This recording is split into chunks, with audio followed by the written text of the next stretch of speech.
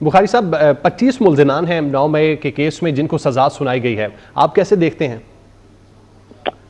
पहली बात तो यह है कि जो कुछ भी अब्दुल्ला गुल साहब फरमा रहे थे, मैं उनके एक एक लफ्ज की तायद करता हूँ। उन्होंने मेरे ख्याल से बड़ा कॉम्प्रिहेंसिवली इस पूरी सूरत हाल के ऊपर तबसरा कर दिया है।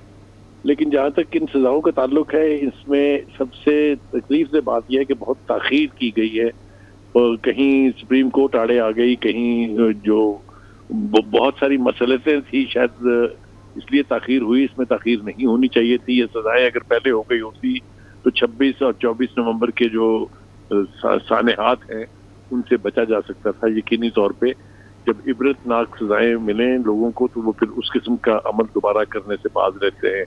इस हवाले से मैं जो एक खास बात कहना चाहता हूँ वो ये कि ये सजाओं के बाद अब मेरे ख्याल से पीटीआई के पेट में कोई दर्द नहीं उठना चाहिए, क्योंकि इनके बानी कह चुके हैं कि ये तो लोग हमारे थे ही नहीं, ये तो हमारी एजेंसियों के लोग थे।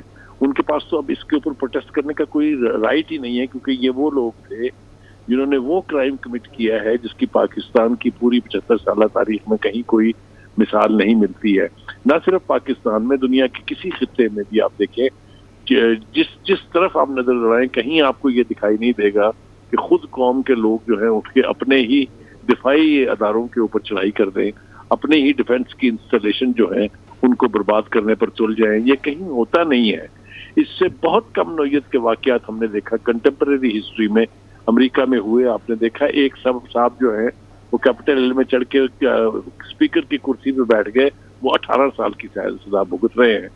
इसी तरीके से हमने देखा बरतानिया में जो आर्सेनल के वाकयात हुए थे, लूट मार हुई थी, उसके ऊपर एक एक शख्स को सीटीवी कैमराज की मदद से पकड़ के उन्हें सजाएं दी गई।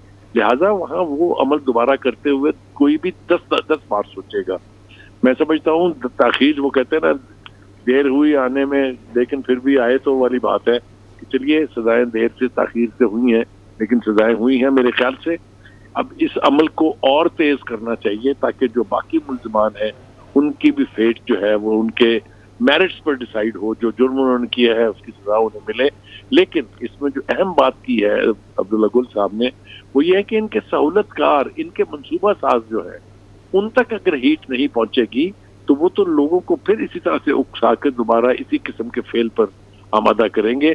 इससे बचने का एक ही तरीका है कि हाथ वहां तक पहुंचे जहां से ये मंसूबा साजी की गई, जहां से सहूलतकारी की गई। जो इसके मास्टरमाइंड्स हैं, अगर सजा उनको मिलेगी तो तभी कानून के तकाजे भी पूरे होंगे और मैं समझता हूं कि एक ऐसी मिसाल कायम होगी कि इस किस्म का गंभीर और खौफनाक जुर्म करने से पहले हर शख्स को कई बार सोचना चाहिए।